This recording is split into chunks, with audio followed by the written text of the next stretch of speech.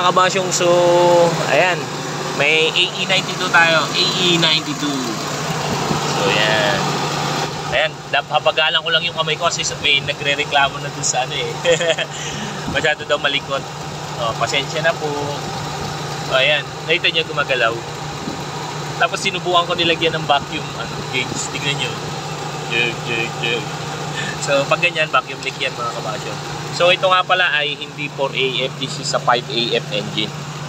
So kita nyo mga kabasyo.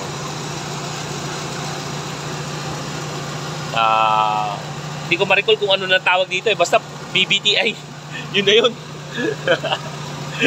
Yan. So nagkaroon na alambre kasi na bali daw. Wala mo siyang vacuum leak. Tapos ang ginawa, 3/4 na siya. Ayan. Ganyan. Wala yung tubing. Tapos wala na rin yung mga ibang parts. And ayan, ito na yung ano. Ito hindi ako gumawa nito, pero kudos dun sa gumawa na mekaniko. Thank you. Kasi ito para mapagana lang yung ano, yung carb. Dahil kapag ito hindi mo nilagyan ng spring dito, throttle body kasi nito may siwang na yan. Ganyan ang indikasyon yung pag i-start mo siya, mamamatay. So ang ginawa, nilagyan na ng spring and syempre kinonvert na ito. So ang original parts niyan mga kabasyong ay ganito. Ang tawag doon ay idle positioner. So ito yon, idle positioner. Tapos tinanggal din yung ganito kasi nga hindi kaya na nito hilahin ang ating aircon diaphragm ng pang 4AF. Ito kasi matigas din. Yan, matigas na siya. Sobrang tigas. Ayan o. Hindi siya kaya. Kasi nga yun is double spring.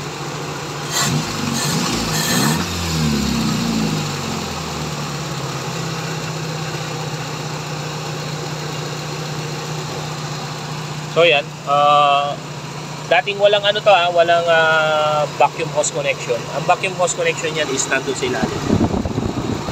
Yung manifold vacuum para sa ating ano, advancer.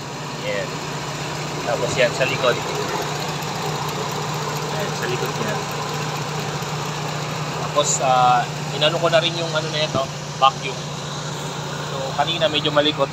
Tignan nyo, ayan. Ito ano lang to, sasapalan na lang natin yun.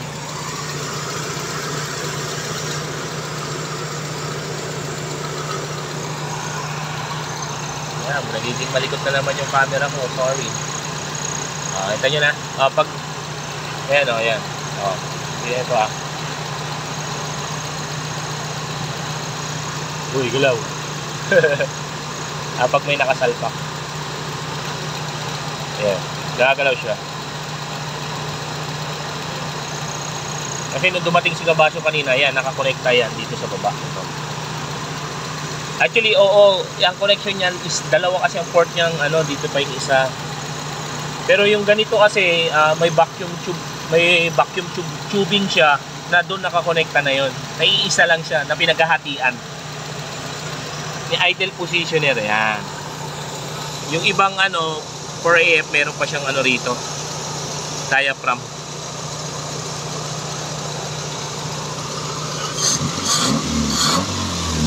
Ay, Kabasyo, yung aircon mo nga.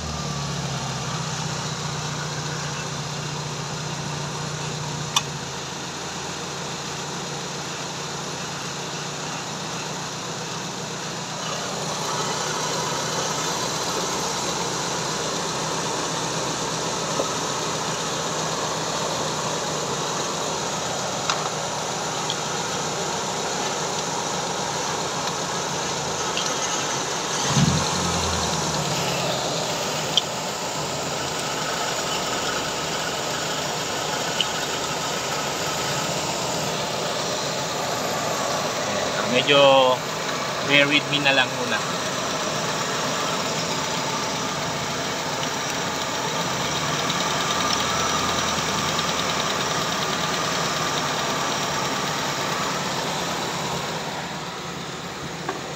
Ayan. Ilan na siya dyan? 1K sarado. Yun. Galing ko ng hula. Pa-off na yung ano, aircon. tutubig pa siya. Tutubig siya mga kabasyong. So ayan. Oh. Twinny ni Silver. Twinny. Eto si Silver. Ayan. Ganda na ng tunog oh. Bumbo. No? Sound to the ear. So, ito nga pala mga kabasyong, naka 803 RPM. 802. Kasi yun nga, may problema yung ating throttle body.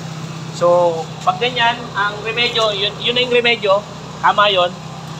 Nilalagyan ng spring, which is, ito rin yung nangyari dito. Kaya ito ay naging donor carb na lang siya. Ayan. Ayan. Basta may siwang ang throttle body. Ng 4AF naman. Kailangan mo lang siya lagyan ng spring. Ayan. Tapos naka-recta fan siya. So yun lang. Sana nabigyan kayo ng idea nung although ganito rin ang ginagawa ko, kudos doon sa mekaniko na gumawa nito for the job well done. Kasi ganito talaga ginagawa ko rin. Nilalagyan ng spring. And yun nga, sa sobrang tigas ng spring, pinalitan na lang yung ating idle actuator. So ayan.